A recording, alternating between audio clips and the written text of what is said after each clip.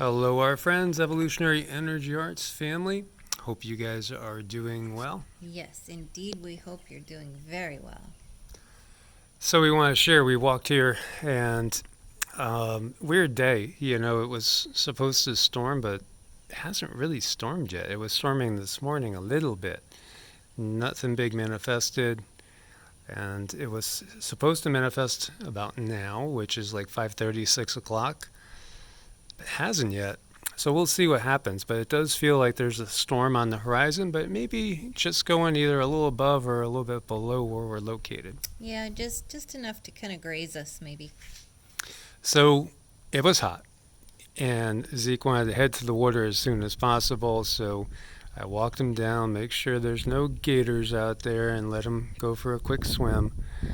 And when I was going down there, with Cindy and Sassy, a bald eagle flew right over our heads, and it was beautiful to behold. It was over our heads, I'd say, what do you think, maybe 80 to 100 feet over our heads? Yeah, right just above us. It was pretty cool. Yeah, beautiful, big, bald eagle. So the symbolism of the eagle is one of soaring above the fray. There's so many different things that it's associated with. It's really the king of the birds, so to speak.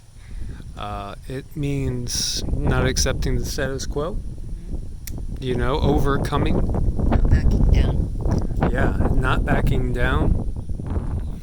And can mean also, victory is coming your way. Just you have to persevere.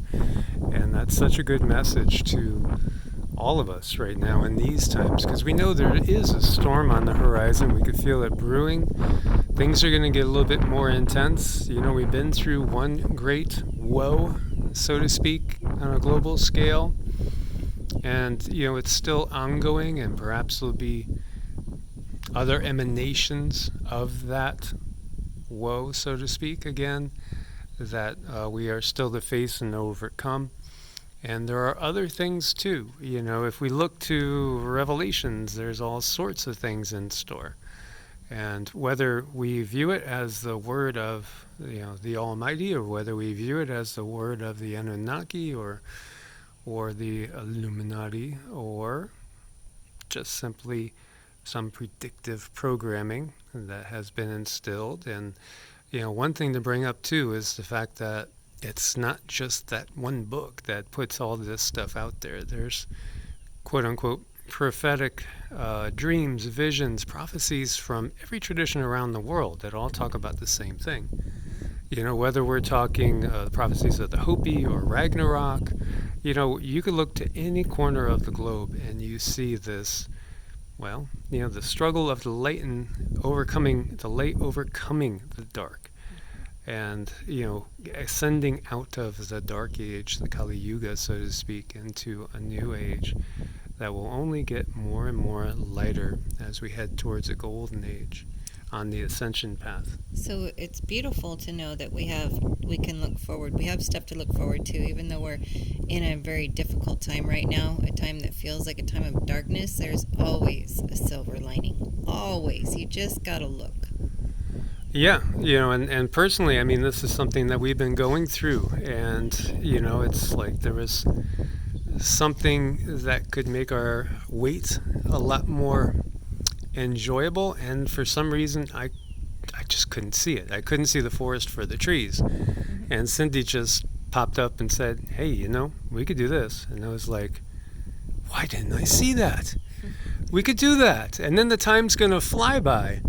And I just couldn't see it. And sometimes, we need others to help us to see clearly, and that's why we have so many guides, and maybe we have a guru, a teacher, maybe we follow the teachings of any one of the dozens and dozens and hundreds of beautiful, benevolent beings that have walked this planet trying to illuminate those that are in the darkness, and show them that there is better times ahead, and there most definitely is hope. So it was interesting. I was doing standing meditation after doing some Qigong, because the guides, and I still haven't gotten it down yet. The guides were showing me a new move that I have never done before, and I haven't clearly interpreted it yet, but I'm working on it, and it's going to help with the energy flow and the ascension process. And it was interesting how it came through during meditation. But when I opened my eyes after doing the Qigong, and I saw, well, I always see a ton of life force, but I saw the life force basically concentrating into columns. And the only time I've ever seen this has been when it's much, much darker. I've seen this before several times in the middle of the night when I've woken up and seen these columns of light, and often they're kind of golden hued, so I know what they are. They're benevolent people, they're benevolent beings. And I've woken up several times to find my room full of beings, and there's no fear because you could feel the energy coming off them. Pure, benevolent, loving spirits that only mean to help and to guide. So I asked Cindy, and I'm so blessed to have such an exceptional wife that has such amazing abilities to help me with the confirmation. And I said, do you see anything out there? What do you see? And she sensed exactly what I sensed. And I got a whiff of smoke, and it wasn't a campfire. It smelled like tobacco.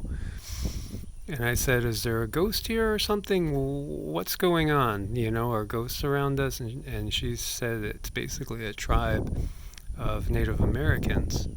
Yep, tribe of Native Americans giving us their wisdom through their life's trials and tribulations and what they have learned, and just sending us that energy.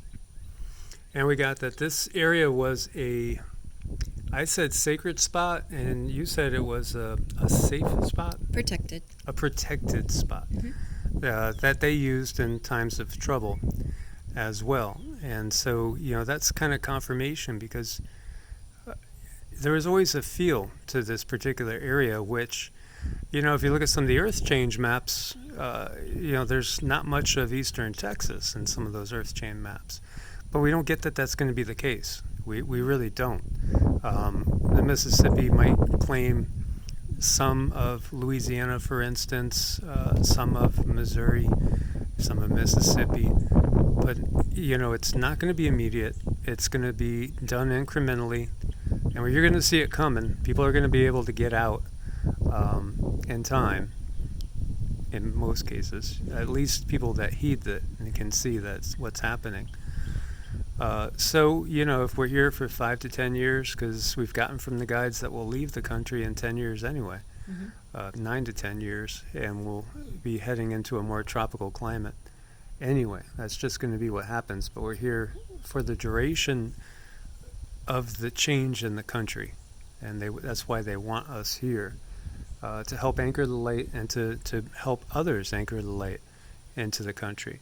Well, as light workers, that's part of our responsibility, to anchor our light and help raise the vibration and teach people what we know and what we understand. Well, when they come to us.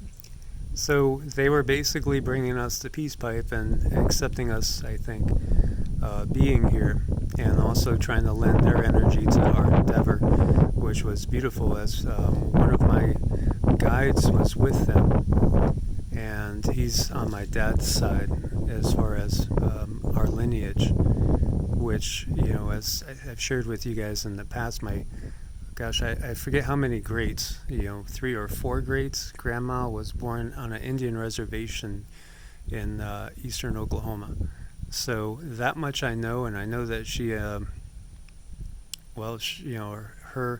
ended up marrying a gentleman that was in the army, so they had a half-breed, and then that eventually trickled down to my dad.